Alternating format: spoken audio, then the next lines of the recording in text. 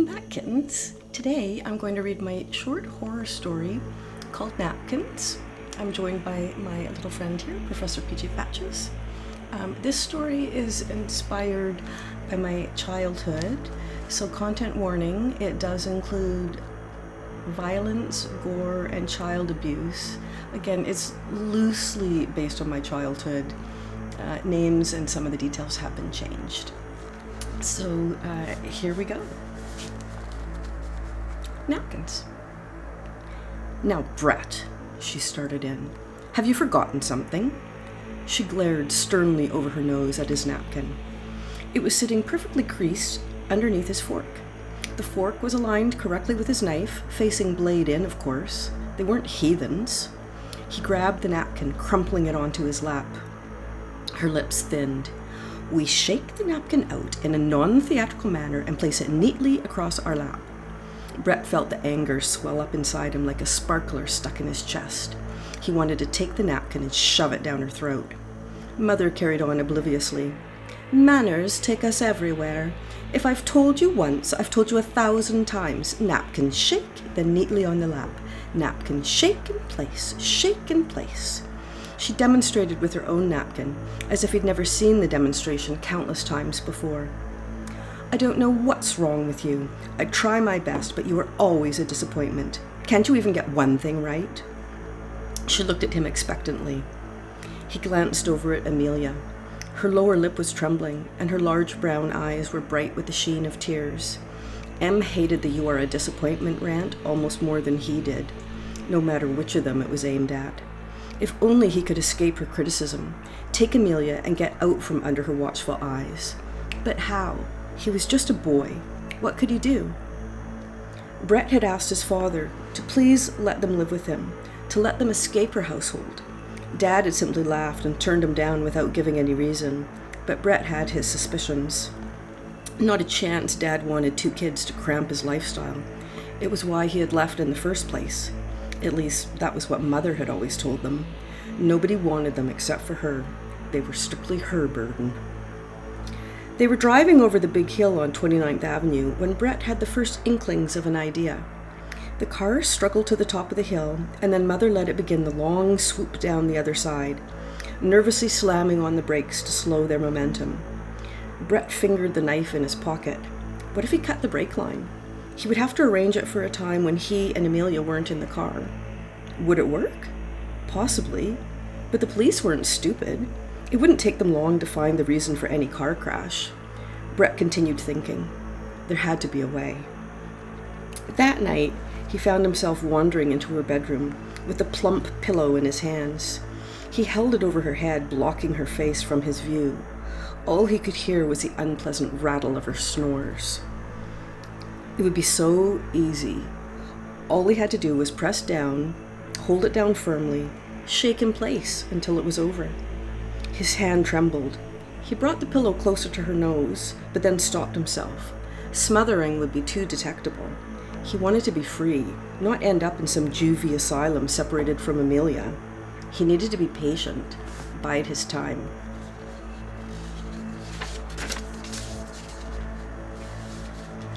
Brett went to the library and found a vacant computer terminal. He Googled murder. It came up with 99 million results, definitions, books, films, and then endless lists of murder cases. He read until his eyes ached but couldn't find a method that might work for him. He gave up and made it home in time to dust the house according to the cleaning schedule Mother had assigned. It was Amelia's responsibility to have the tea ready when Mother arrived home from work. It had to be precisely prepared, perfectly drinkable. She's coming up the driveway, Brett called. I'm not ready, said Amelia, her voice squeaky with fear. He heard the whistle of the kettle quickly cut off, rattling noises from the kitchen. Mother followed her usual routine. She shrugged off her coat and purse and settled on the settee, putting her feet up on the ottoman with a sigh.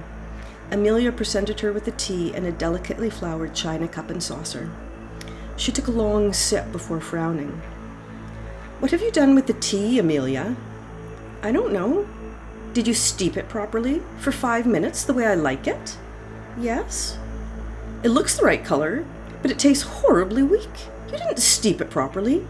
I tried, Mother. I'm here as a single mother, working my fingers to the bone, and you can't even prepare a proper cup of tea for me? Her voice grew more heated. What on earth is wrong with you? You're useless. Such a disappointment. Brett heard the slap, the sharp crack of flesh on flesh, then the sound of Amelia sobbing, running to her room to hide under her quilt. She didn't come out until dinner. Her eyes were swollen and red. Is that really how you want to be on camera? Sarah. They were finishing their meal when Mother turned her attention on him. I notice you left the front door unlocked again. Are you trying to get us killed? He shook his head. There's a serial killer on the loose, the butcher of babes. He's attacking single women. That makes me particularly vulnerable. Brett's eyes rolled before he could stop himself. He doubted Mother was the type of babe the butcher was looking for. I expect he's another disappointment to his parents. Can't hack real life, so he has to take it out on innocents. Why do they call him the butcher? Asked Amelia. He chops off bits of their arms and legs until nothing is left but their torso and head. Brett, really? Amelia doesn't need to know that. He mails the meat, piece by piece, to their closest relative. Brett! The final package is a square box, neatly wrapped in butcher's paper holding only their head. I am disgusted by your behavior, Brett. It is completely unacceptable to frighten your sister with such stories. I'm only telling the truth. You are being disrespectful and uncaring. You're the man of the house now, and I expect better. I just don't know what's wrong with you. You never say or do the right thing. Why I got stuck with you, I'll never know. Brett wondered how someone could get in touch with the butcher. It would be one way to take care of Mother, but how did one invite a murderer into their life? Undoubtedly a personal ad would not work. He imagined putting up pictures of Mother around town with a tempting caption. Butcher wanted, single woman, house unlocked. He crept into Mother's room late that night. Light from the street lamp outside filtered through the curtains, giving a soft glow to her face.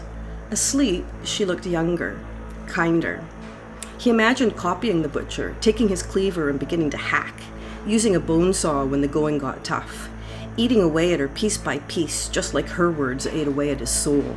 The blood would spurt. He'd need to have something searing hot to cauterize her wounds, keep her alive until the next slice. Where would he keep her while this was going on? They had a basement, but that would be the first place the police would look if she was reported missing. His options were limited.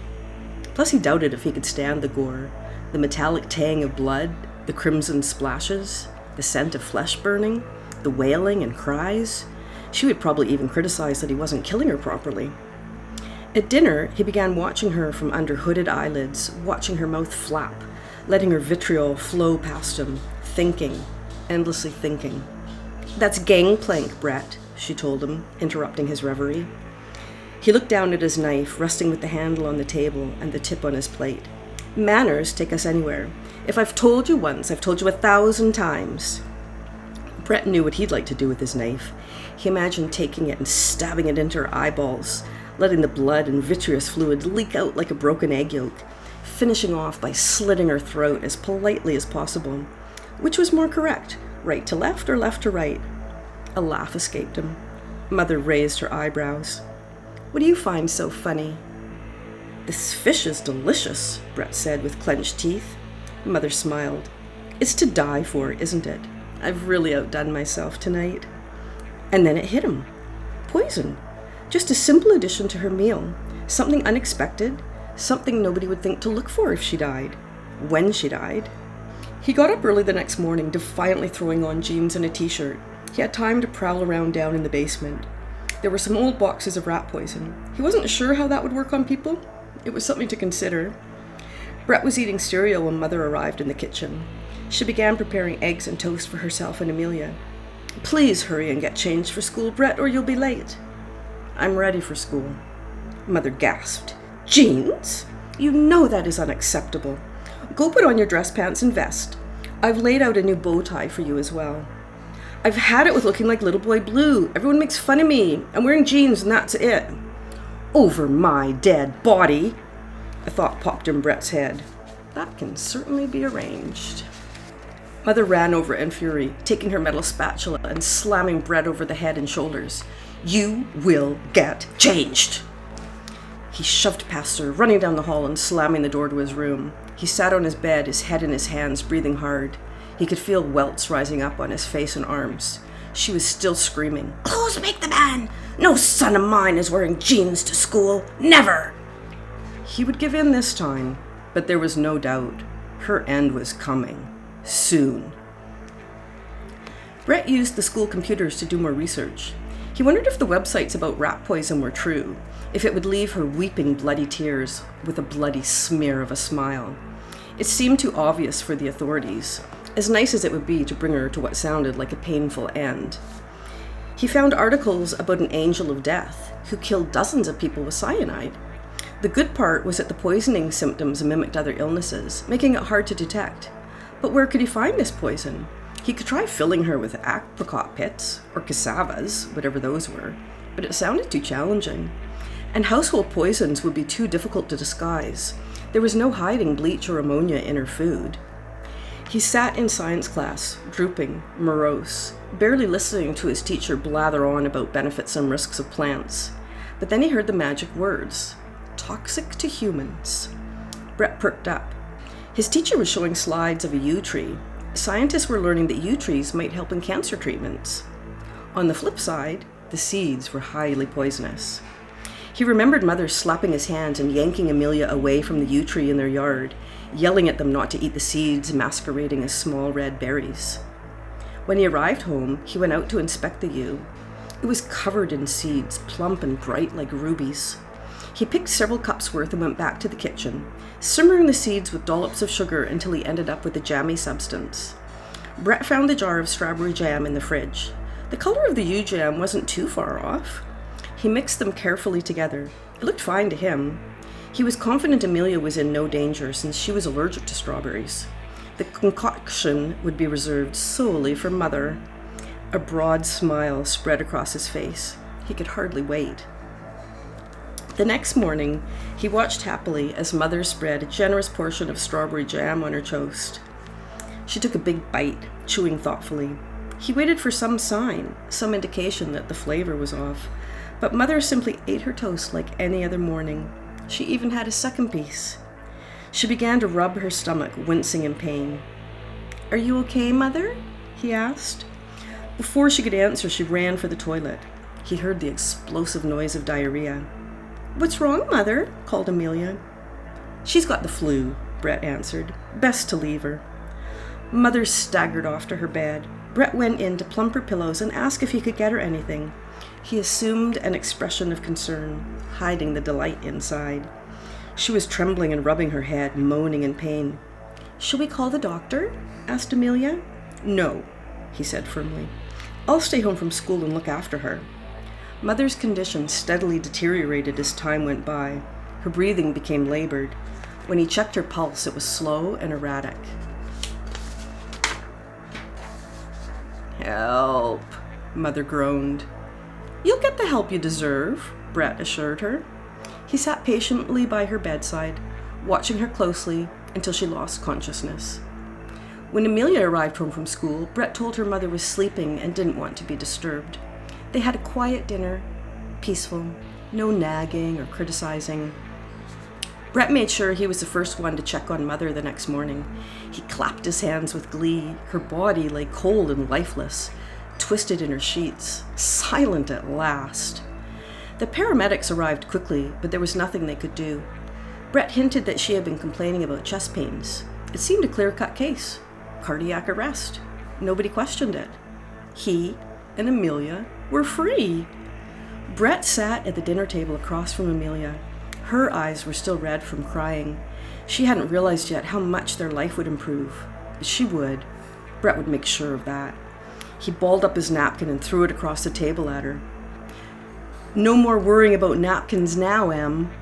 A burble of laughter started in the pit of his belly and burst out of his mouth. Amelia looked confused. He laughed again.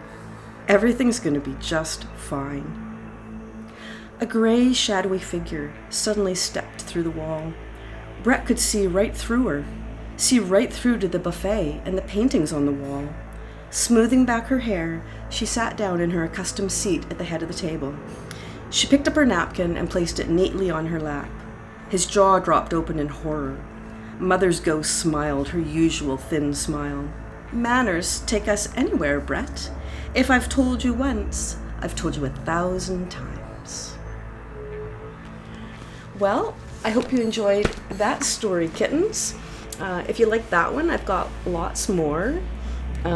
Or if you'd like a break from my horror stories, feel free to check out my Safe Sound Science channel, where I talk about coping with tinnitus and hyperacusis and preventing our ears from the noisy world we live in. Please like, subscribe, check out links in description below, and take care, kittens.